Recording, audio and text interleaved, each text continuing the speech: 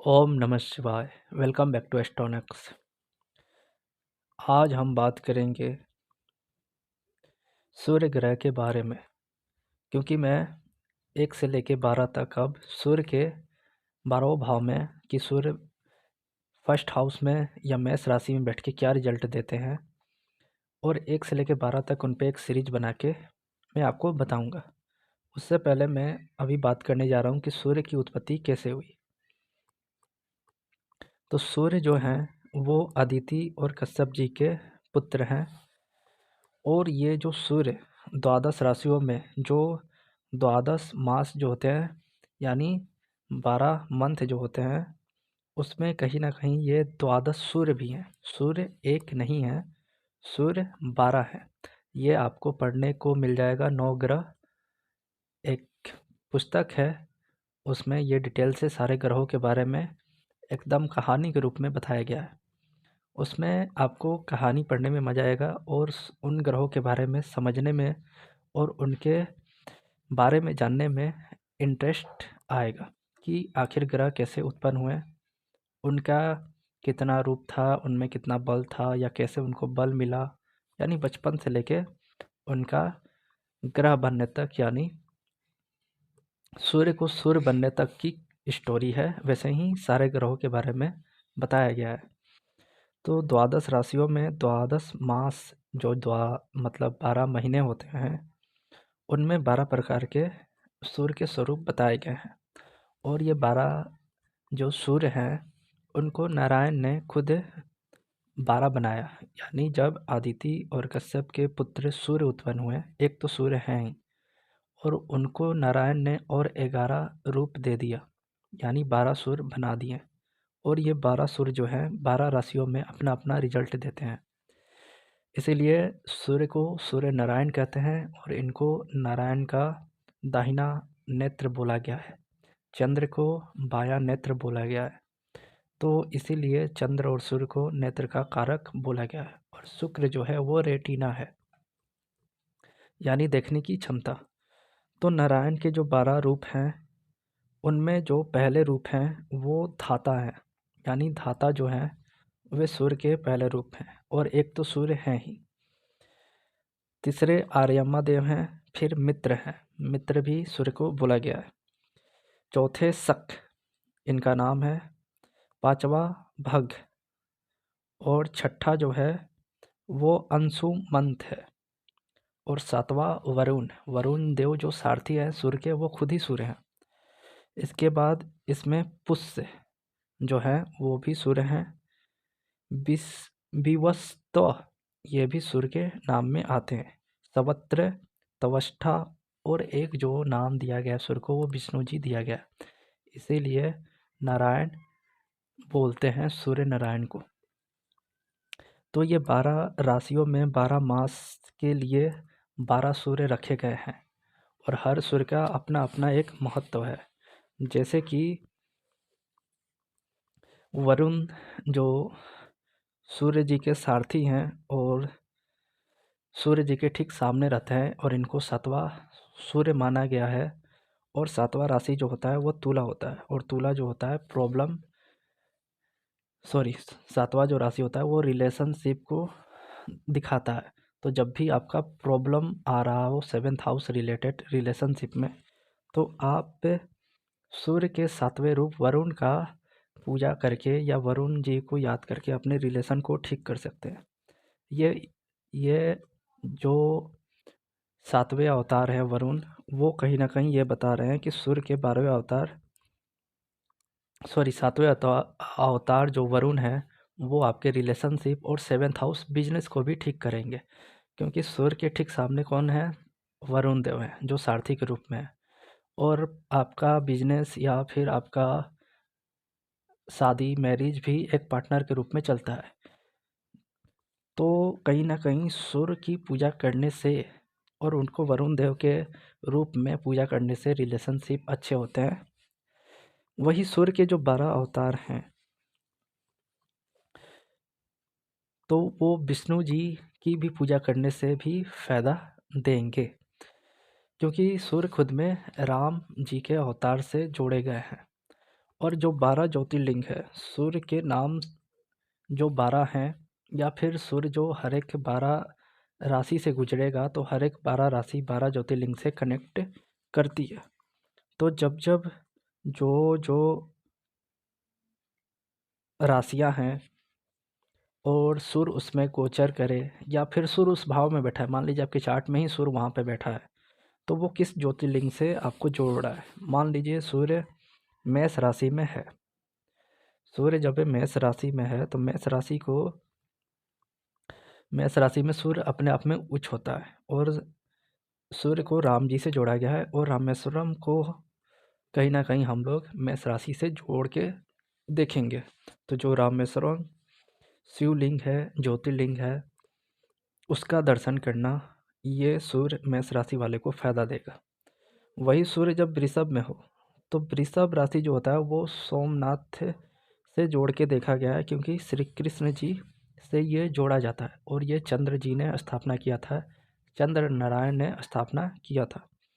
तो वृषभ में चंद्र उच्च का भी होता है, तो जिसका भी वृषभ में सूर्य है वो सोमनाथ का दर्शन करे, सोमनाथ जी का पूजा करे, तो उसको बहुत ज़्यादा लाभ मिलता है, जिसका भी वृषभ में सूर्य हो। वही सूर्य जब मिथुन में हो, मिथुन में जब सूर्य होता है तो मिथुन में राहु को कहीं ना कहीं उच्च माना गया है, बुध की राशि है, राहु उच्च है। तो नागेश्वरम जी की जो पूजा होती है,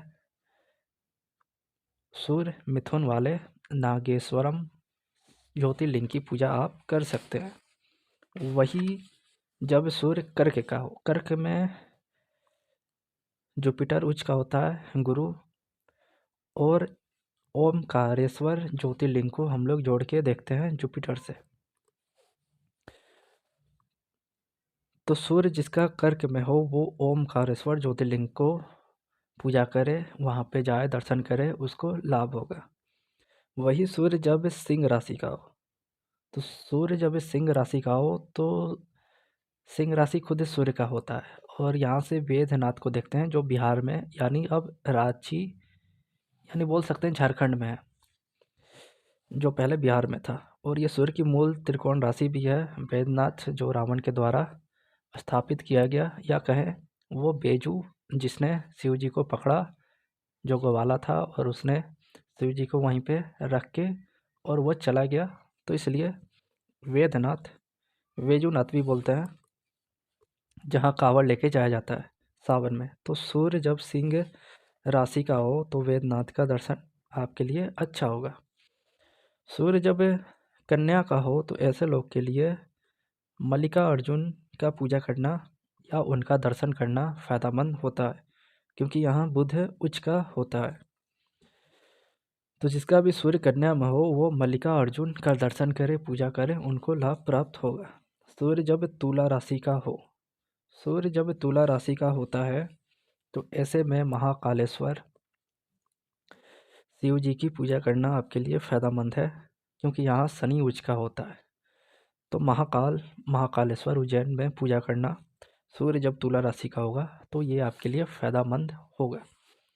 सूर्य जब वृश्चिक का हो तो ऐसे में घुमेश्वर, घृणेश्वर जो ज्योतिर्लिंग है, जिनको वृश्चिक में मतलब केतु से जोड़ा गया है, तो घृणेश्वर ज्योतिर्लिंग की पूजा करने से सूर्य जब वृश्चिक का हो, 8 नंबर का हो, तो इनको ज़्यादा फायदा होता है, या इनके दर्शन करने से भी होता है। 12 ज्योतिर्लिंग जो मैं बता रहा हूँ, तो एक बार ज़रूर दर्शन करें जहाँ आपका सूर्य है।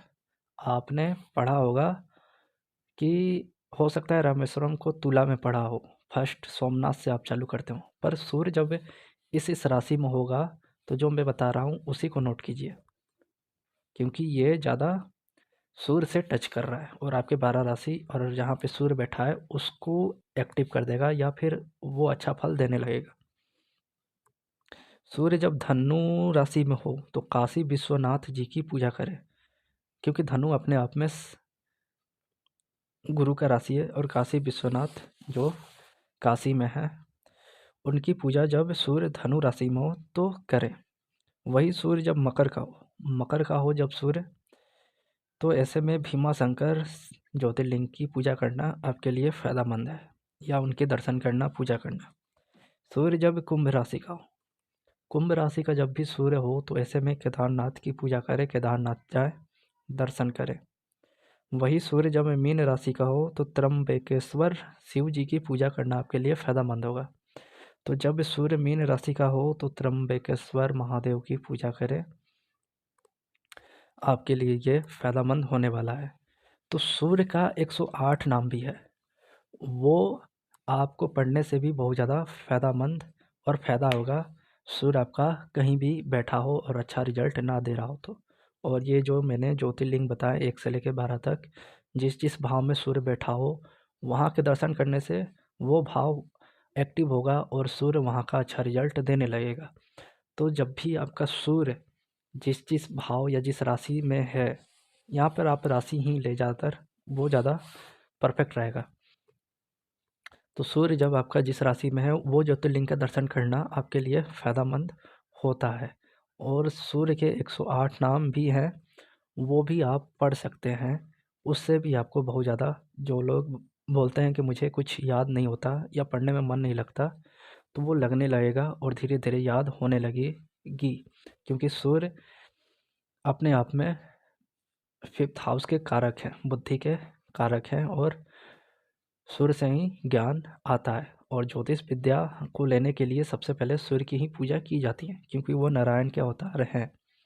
तो जब आप नारायण की पूजा करेंगे, सूर्य नारायण की पूजा करेंगे, तो ये आपके लिए फ़ायदेमंद होगा।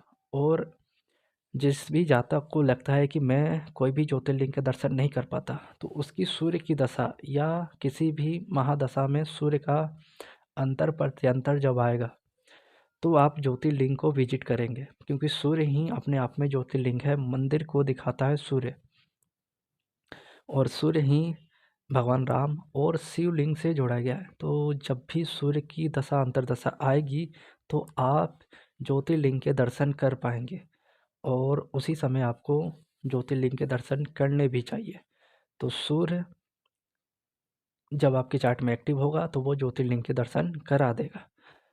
इसीलिए सूर्य और राहु, आपने देखा होगा कि जितने भी रेलवे के स्टाफ हैं उनको ज्योतिर्लिंग यात्रा पे, चार धाम की यात्रा पे भेजा जाता है। ज़्यादातर 12 ज्योतिर्लिंग के दर्शन के लिए एक ट्रेन चलती है, क्योंकि सूर्य और राहु दोनों मिलकर ये रेलवे को बनाते हैं। सूर्य अपने आप में सरकार है, और राहु जो है वो रेल को दिखाता है, पटरियों को दिखाता है, और रेल के इंजन और धुआं जो है वो भी राहु है। तो पहले धुआं और अब इलेक्ट्रिक जो है वो राहु है। तो कहीं न कहीं जो ये सूर्य राहु मिलके ही रेल को दिखाते हैं। तो बहुत सारे लोग जिनका सूर्य राहु का कॉम्बो है वो रेलवे से भी जुड़ के जॉब कर सकते हैं। और राहु लगन वाले को बोला गया है कि ये जहाँ तक गवर्नमेंट जॉब नहीं कर पाता है, लाल किताब का एक सूत्र है।